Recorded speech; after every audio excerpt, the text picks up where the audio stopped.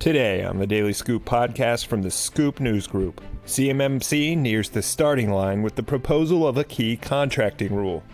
And NASA has an issue with personnel taking unauthorized devices abroad. It's Friday, August 16th, 2024. Welcome to the Daily Scoop podcast, where you'll hear the latest news and trends facing government leaders. I'm the host of the Daily Scoop podcast, Billy Mitchell.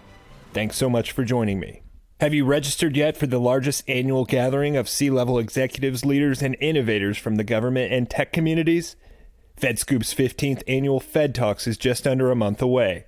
The annual gathering brings together more than 1,000 of the country's most influential leaders for a day of discussion exploring ways technology and people can transform government and our nation.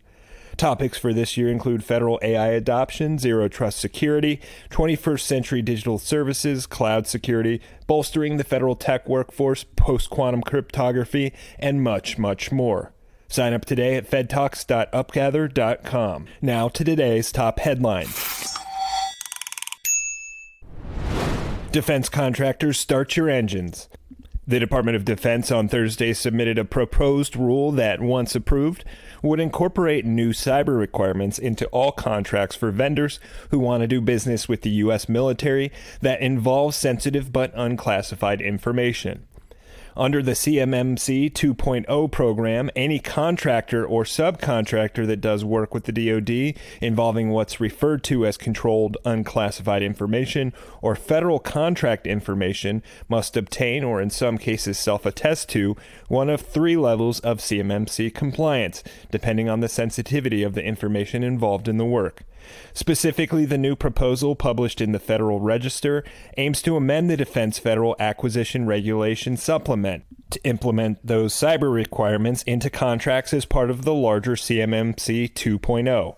That program itself is in the middle of the federal rulemaking process, kickstarted with a separate rule proposal last December, after a previous iteration of the CMMC program with more stringent requirements failed.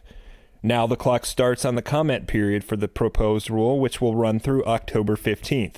At that point, the DoD will sort through any comments and make tweaks as necessary before submitting the rule for final approval to the Office of Information and Regulatory Affairs to be issued as a final rule. Given the current timing, if things go smoothly during the next steps of the rulemaking process, the phased rollout of CMMC could begin sometime in mid to late 2025. In other news, over the past 3 years, NASA has investigated more than 200 reports of either space agency devices or systems being accessed outside of the country without prior authorization, which would violate internal policy regarding where mobile technology units may be brought abroad. The reports of unauthorized foreign access investigations obtained by FedScoop through a public records request occur when a NASA device is detected overseas without a clear prior record of a planned trip.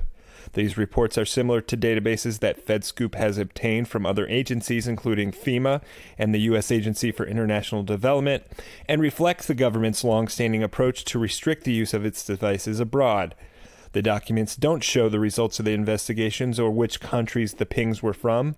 These reports appear to occur for several reasons, including when a device is pinged or geolocated on non-U.S. cellular networks, a device not cleared for travel is pinged abroad, or a device has connected to a NASA system from outside the country. The documents were obtained through a public records request for reports about lost or internationally carried devices from the past 3 years, as well as for other information explaining rules for mobile device security abroad. For more news at the intersection of the federal government and technology, visit fedscoop.com. Thanks so much for tuning in to another episode of the Daily Scoop podcast, available on all podcast platforms. If you've already rated the podcast on your platform of choice, thanks so much. High ratings and good reviews of the show help more people to find it. The Daily Scoop podcast is a production of the Scoop News Group in Washington, D.C. Adam Butler and Carlin Fisher help put the show together, and the entire Scoop News Group team contributes. We'll be back next week with more top headlines. Until then, I'm your host, Billy Mitchell. Thanks so much for listening.